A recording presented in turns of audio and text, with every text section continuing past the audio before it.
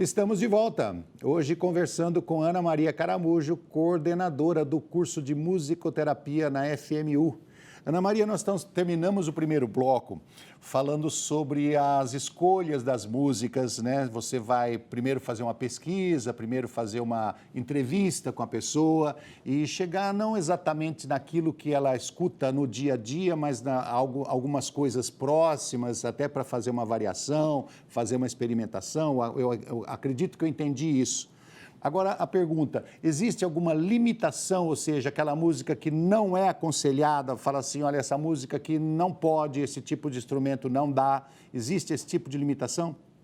Existe sim. Então, por exemplo, crianças com TEA, por exemplo, transtorno do espectro autista, se são mais clássicos, um pouquinho mais grave dentro do espectro, são crianças hipersensíveis à audição. Então, com essas crianças, a gente evita instrumentos muito agudos, Sim. a não ser que na avaliação ela escolha. Mas a gente evita sons muito agudos, muito estridentes, metálicos. E também em problemas neurológicos graves, a gente evita um pouco esses sons mais agudos e mais metálicos, porque interfere sim. E aquela música, né, para aquela pessoa que, por exemplo, lembra uma tragédia, um acidente, um trauma, né? Então, pessoas que foram abusadas na infância e tem alguma música que está associada a isso, ou perderam o pai e a mãe. Tudo isso é tá restritivo. associado. Tudo isso a gente, então, evita. Se você percebe que tem algum som, alguma sonoridade que vai interferir de uma forma maléfica, a gente não utiliza. Mas eu vou contar um caso interessante num curso que eu fiz e encontrei uma musicoterapeuta que trabalhava em coma e ela disse, olha que interessante, a gente nunca trabalha com aquilo que a pessoa não gosta. Mas uma paciente em coma, num determinado momento que já não voltava mais do coma, já tinha experimentado de tudo que ela gostava, resolvi levar o marido dela tocando pandeiro para ela, porque ela não gostava do pandeiro. E aí ele tocou o pandeiro e naquela semana eu não voltei depois desse atendimento e quando eu voltei uma semana depois, ela tinha tido alta. Ela tinha acordado depois de algumas horas. Muito bom. Depois de algumas horas, então eu acho um caso bem interessante. Ela voltou para bater no marido. Então. E aí eu fiquei pensando, né? Então, eu trouxe por quê? Porque eu comentei com essa musicoterapeuta, ela não gosta do pandeiro, porque o pandeiro tira o marido dela, né? Mas o pandeiro está associado ao marido, e o marido está ligado ao afeto, né? Está ligado ao dia a dia, está ligado à família, está ligado ao amor, está ligado ao encontro. Então, fez todo sentido, né? Então, tinha um outro lado. É só para dizer assim, às vezes, a gente também acaba, em alguma situação, tomando, né? Às vezes, tomando como uma estratégia, até utilizar alguma coisa que naquele momento você não pensava, mas que pode ser uma alternativa, né? Então, cada tipo de música provoca um estímulo diferente ou é as pessoas que vão se associar a isso? É isso, as pessoas, são os tipos de ouvintes. Na verdade, Roberto, nós temos tipos de ouvintes. Então, tem um tipo de ouvinte que é mais sensação, é mais corporal. E aí ele é mais rítmico, ele gosta mais de músicas ritmadas. Ele escuta uma música, ele já bate o pé, ele já dança. É um tipo mais sensação. Mas nós temos também um ouvinte mais tipo pensamento, é aquele que cria imagens, né? Que evoca imagens, ideias. Nós temos aquele tipo também, como você falou, que é um tipo intuição e que às vezes ouve uma música e vê uma cor, sente um cheiro, é sensação, mas está ligado com a intuição junto, né? Ou sente aquele clima daquele momento vivido. Então, assim, são tipos de ouvintes. Ana que Maria, vai fazer com que uma música dê uma reação ou outra. uma vez eu escrevi um artigo sobre dançar, né? Que eu estava dizendo que o momento da dança é um momento que eu não precisava andar, nem correr, nem voar, porque eu estava flutuando, né? O dançar é flutuar, é entrar no mundo dos espíritos bons, né? Entrar naquele clima delicioso que você parece que aquele momento é mais importante do que a própria vida. Eu escrevi mais ou menos um texto nesse sentido. Que lindo! Falando sobre isso, eu te pergunto, a musicoterapia pode ser associada a outros tipos de terapia, incluindo a dança? Sim, quando a gente fala de musicoterapia, a gente fala de estimulação corpóreo-sonora musical, estratégias corpóreo-sonoras musicais, porque o nosso corpo, Roberto, é o principal instrumento musical que nós temos, né? Nós vocalizamos, nós cantamos, nós percutimos, né? Então, esse é o nosso principal corpo, e a expressão corporal, o gestual, o dançar também faz parte do nosso tratamento. Quais os principais resultados alcançados por vocês no tratamento da musicoterapia? Porque eu acredito que faz bastante tempo que você já faz esse tipo de tratamento, então você já deve ter alunos ou pacientes que já tiveram alta, né? Outros que já estão bastante tempo, outros que retornaram. Como que você vê o ganho desses pacientes, principalmente as pessoas com deficiência? Então, as pessoas com deficiência, elas ganham muito, mesmo com suas limitações, maior autonomia, aumento de autoestima, aumento de resgate da própria identidade, abertura de canais de comunicação, passa a se comunicar.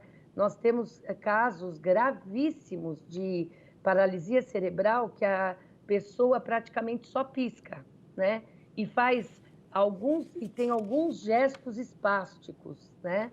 Mas ela assim mesmo ganha nessa abertura de canal de comunicação, né? Passa às vezes a piscar 2 vezes quando é sim, uma só quando é não.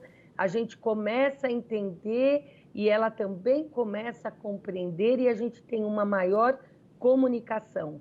Então, abre canais de comunicação, a questão afetivo-emocional, que vai, às vezes, constrói aquele caminho que muitas vezes ficou um pouco truncado, né? Por dificuldades do próprio desenvolvimento e em relação à maternagem, em relação ao pai. Então, são muitos os benefícios, Roberto. Benefícios físicos, benefícios psíquicos, benefícios espirituais. E sociais também, né?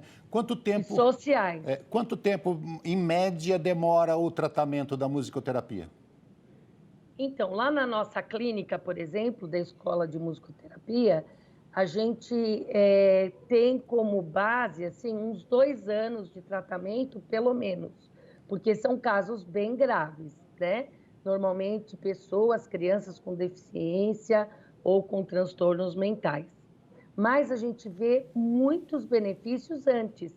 Olha, teve uma experiência muito interessante que eu acho que vale a pena contar. Não é com crianças deficientes nem pessoas deficientes, mas foi agora, por causa da pandemia, eu fiz um projeto junto com a professora, com a coordenadora da psicologia, que também é docente no curso de psicologia, e nós oferecemos um tratamento de musicoterapia remoto para os estudantes de psicologia que estavam ansiosos, que estavam com alguns problemas bem sérios.